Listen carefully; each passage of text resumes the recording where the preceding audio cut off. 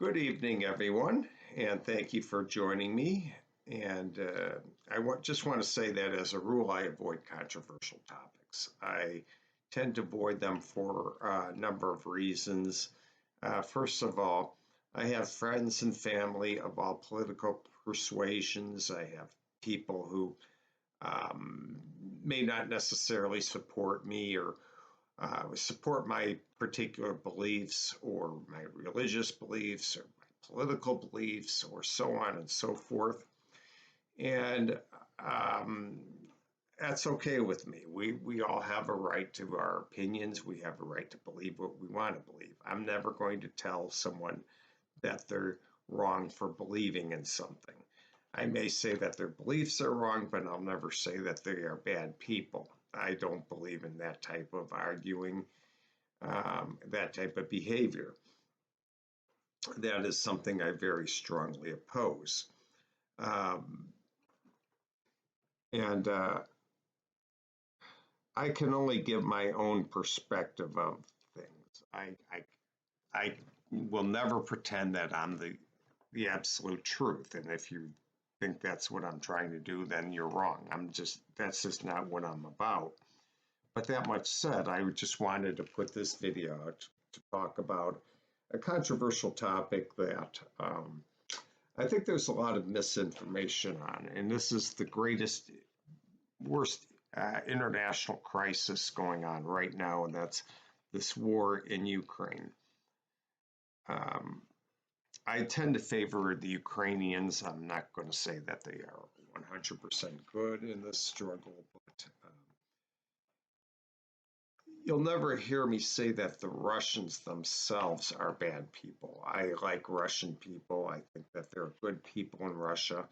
There are actually many people who are taking courageous positions in Russia and paying for it in terrible ways, going to prison, facing harassment, and so on and so forth.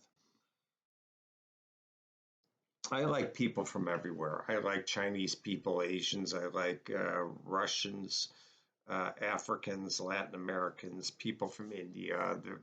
They're all good people. And this is not about people. It's about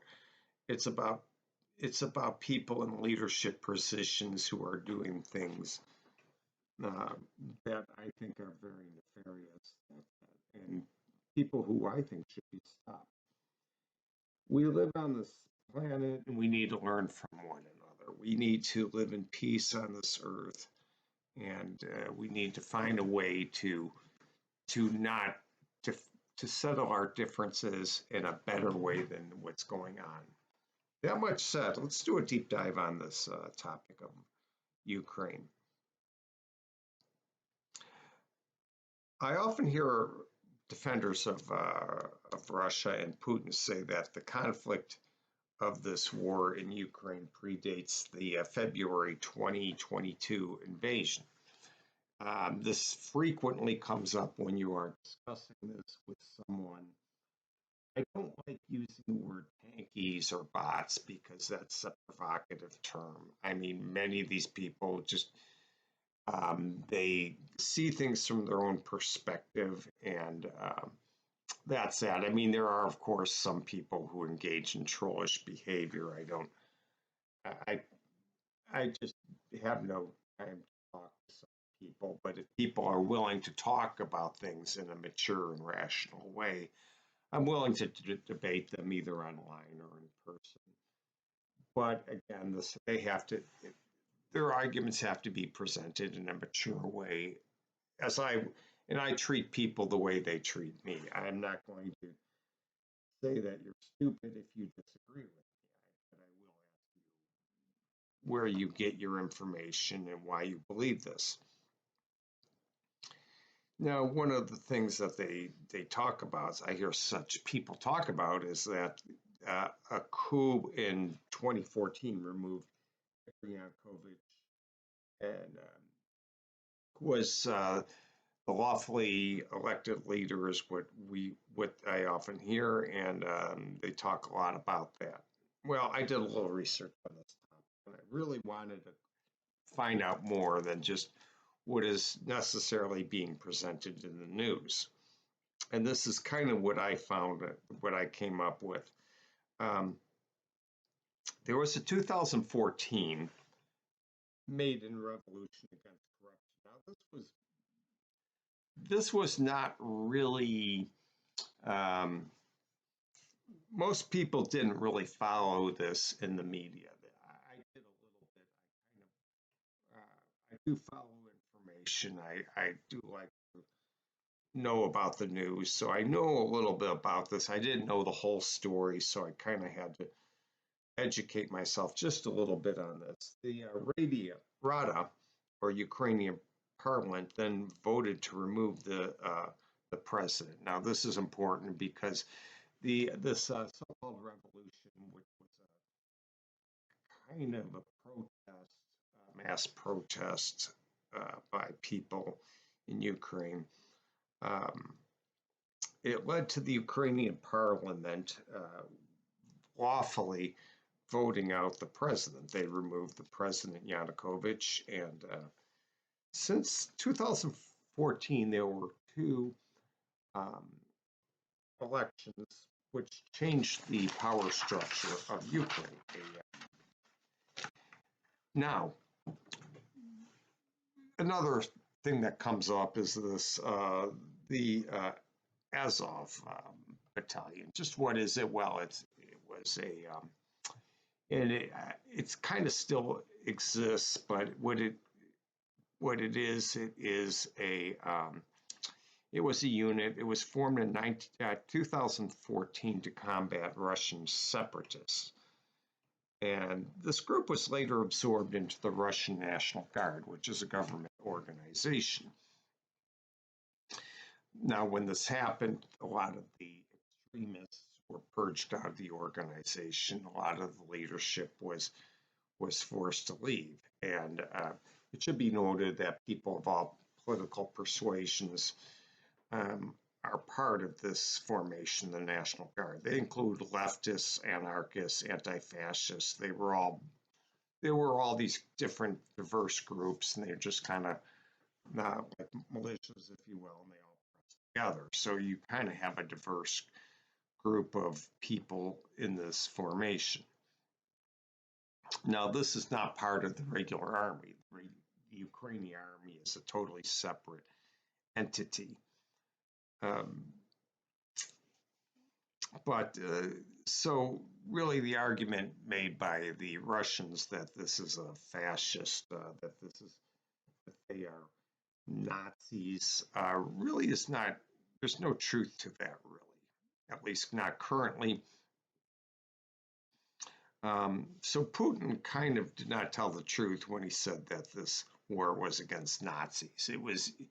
It was just a propaganda point that he is using. As an aside, this leader, Stefan Bandera, is frequently invoked. Who is Bandera? Well, according to the to Russian propagandists, he was a collaborator who worked with the Nazis. That's only partially true. He was a Ukrainian leader who supported Ukrainian independence, and this happened at the beginning when Russia was when the USSR was invaded, and he did support the invasion. Probably he didn't know the full extent of what Hitler's intentions were. He was in fact detained by the Nazis in June of 1941 because he supported independence. He was just not on board with the whole National Socialist agenda. Now, people loyal to him some of them participated in wartime atrocities. It's questionable whether he himself did. Ukrainian President Zelensky, who is himself Jewish, opposed any monuments to Bandera. He did not. he opposed the naming of streets to to this man, uh, mostly because he understood it's a provocative issue. He does not want to um, give the Russian nationalists ammunition here. He wants to, and undoubtedly, since he himself lost relatives during the war, it's probably a sensitive issue to he himself as well. Now, we're going to talk about the 1991 Independence Declaration from Russia. The Ukraine declared itself to be permanently neutral. In 1994, there was the Budapest Memorandum, which Ukraine agreed to turn over its nuclear arsenal to Russia. It did have, dating from the time of its incorporation in the USSR, it had nuclear missiles, it had a nuclear stockpile, and it got all these when it became independent. Now, to appease Russia and to have its borders guaranteed, they turned over to Russia all of their nuclear weapons. Right now, there are no nukes in Ukraine. There are no nuclear bombs. There are no nuclear submarines, aircrafts, missiles. There's none of that. It's so right, and even though Putin himself keeps threatening to use tactical nukes, this could best be seen as hypocrisy because it was his country that took away the weapons from Ukraine.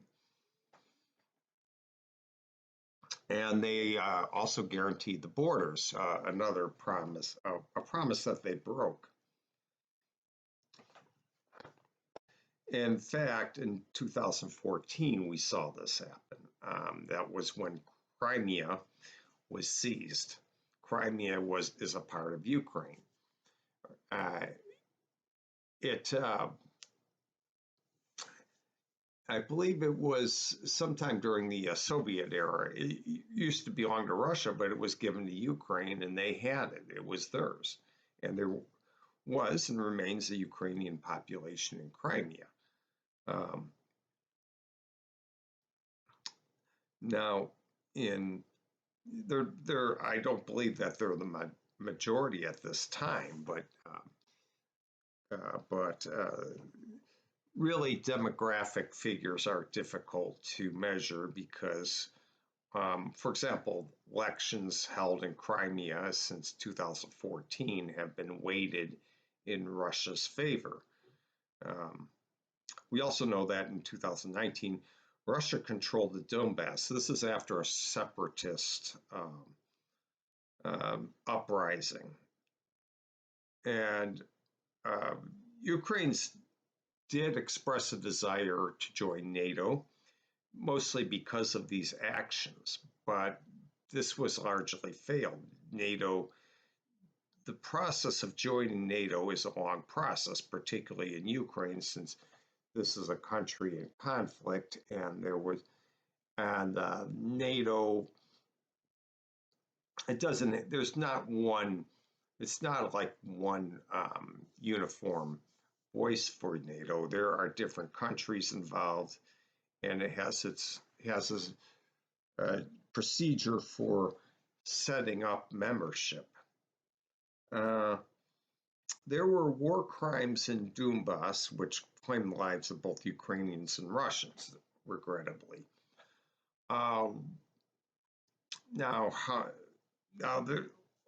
Who is responsible? This is a lot of dispute, but we do know that since the invasion, the crimes against civilians have been almost entirely one-sided. And this is a fact. In Bucha and Budovanka, they have uncovered, when when the Ukrainians counterattacked and took these places, they found Ukrainian civilians were murdered. There were cases of rape, there were cases of torture, imprisonment, all kinds of things happen. And they continue to. We don't know the full spectrum of everything. Now, one thing about the Ukrainians, it should be said, is mostly because Ukraine depends on NATO and the Western world for its weaponry. Because it depends so much on this, they're held to a higher standard. This is probably why you don't hear very much about Ukrainians attacking civilian. Well, first of all, they don't only be attacking their own territory, but you don't hear about a lot of atrocities being done. When Russians are taken prisoner, they are treated, they are interred, and they are put to work, but they are not tortured, they are not mistreated, as far as we know. I'm not saying that it isn't happening, but so far all the reports are showing that the Russians are the ones and their allies and border regions are the ones responsible for a lot of this. Now we do know that Russia has forcibly deported civilians in occupied regions. They have put them in internment camps. They have put civilians, they have sent them to places in Russia. The Crimean Tatars should be noted. These are people who are native to Crimea. They're actual inhabitants who predate Slavonic settlements in this area. And they were persecuted by Stalin during the Second World War. And today they face persecution by the Russians as well. We need to look at what Putin's motives are. He has drawn on Tsarist national ideals. If you look at what a lot of Putin, whenever he speaks, you'll see a lot of symbology. You'll see the double-headed eagle. That is a symbol from imperialist Russia. It goes back from the time of like Peter the Great and all that.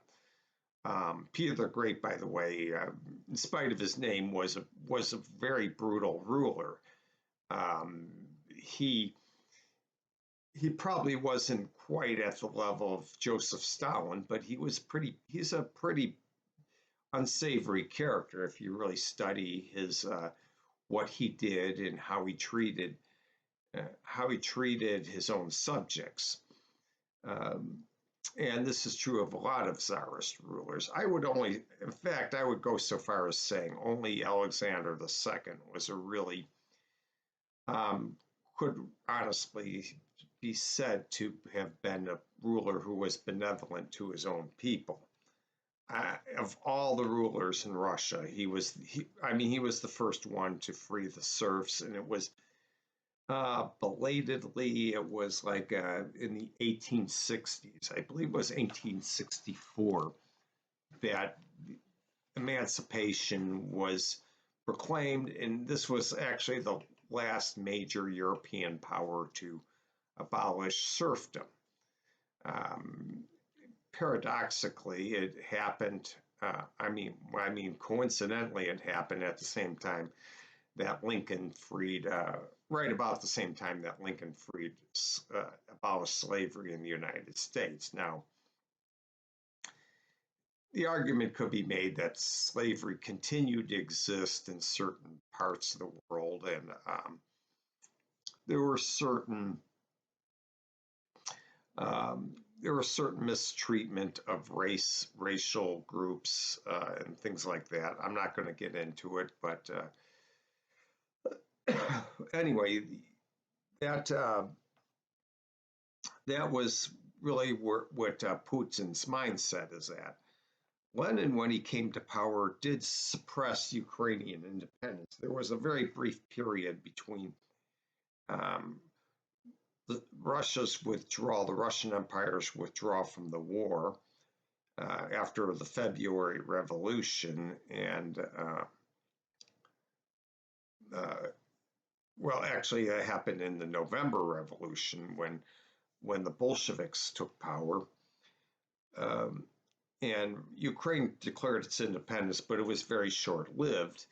And Lenin took over Ukraine, but he insisted on having you might say it was a Soviet Socialist Republic, but it was on its own terms. He he gave them a certain degree of autonomy, and as long as it was the Ukrainian Communist Party ruling. Now, um,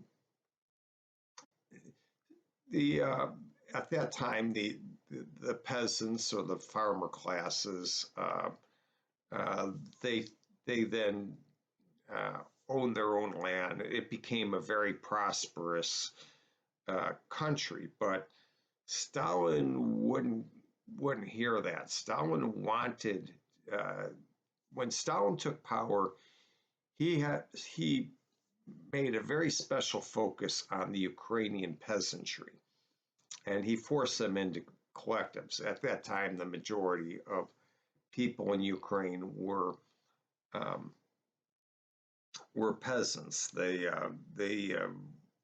were farmers, and they wanted to own their own land. Uh, so this attempt to collectivize their land failed. But Stalin would not allow them the last laugh. He had to show them who was boss. So he forced people into collectives. Those who wouldn't join the collectives, he he dispossessed them. They no longer own the land, and the land itself just went. He allowed people to starve. Food was not harvested. It was seized. It was sent off. The people of Ukraine starved to death, and this included millions of people. It was Ukrainians today look at it as view it as being a genocide. Today, Russian fascists operate openly.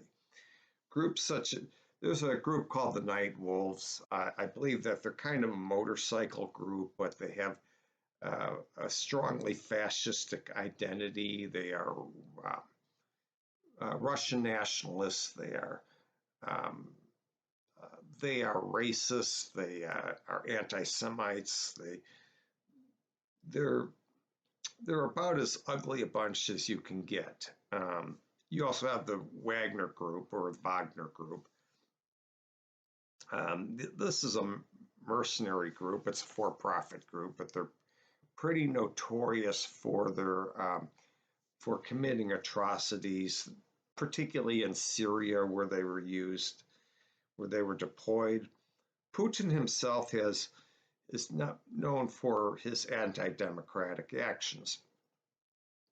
He staged um, elections which were shams. He himself murdered political opponents. This has been known. He imprisoned political opponents. He's very known for being hostile towards any type of gay rights, any forms of nationalism within the Russian state, Chechnya, for example. Um, he has been known to imprison journalists. In fact, Russia has been cited as being one of the most hostile countries towards the press. If you are in the press and if you oppose Putin, you can face severe harassment, imprisonment, or whatever. And this is the way he runs Russia. And this is what Putin wants to have for Ukraine. He wants to make Ukraine part of Russia. He wants to make it subservient to Russia, much the same way that that he has already done with Georgia. Actually, I don't know if Georgia quite is, if that's quite to that degree, but he has done that with autonomous regions such as Chechnya, places in Central Asia, the Far East, and other places. This is what type of peace he is offering Ukraine. He says, yes, we will stop our hostilities, we will stop the killing, but you have to submit to our will. He wants everything on his terms. And this was what happened in February. He thought it would be an easy invasion. It didn't work out that way. It's turning into a war. He's in way too deep now. He can't get out of this because if he does, it'll mean the end of his regime. Either someone else will step into power, maybe somebody better, maybe somebody worse. There are actually some real horrible people in Russia who would like to take power. But really, this is what the Ukrainians are being offered. They're being offered slavery. And they are being offered subservience. They are being offered a puppet state that probably run by Ukrainian collaborators. You're always going to find somebody willing to collaborate with an enemy power, whether it's for wealth, power, or in some cases just ideology, warped as it is. But to wrap everything up, this is just how I see things. I know that many people will not like what I say. They may think that I don't have it right. I'm okay with people disagreeing with me. As I said, as long as you are willing to discuss things in a mature way, I'm always willing to discuss topics. I'm not going to argue with trolls. I don't have time for that. I don't have time for bickering or engaging in adolescent behavior.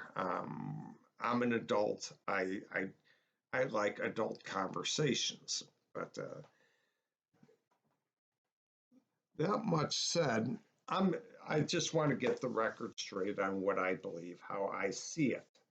Anyway, I hope we all learned something, or at the very least, I provoked someone into thinking.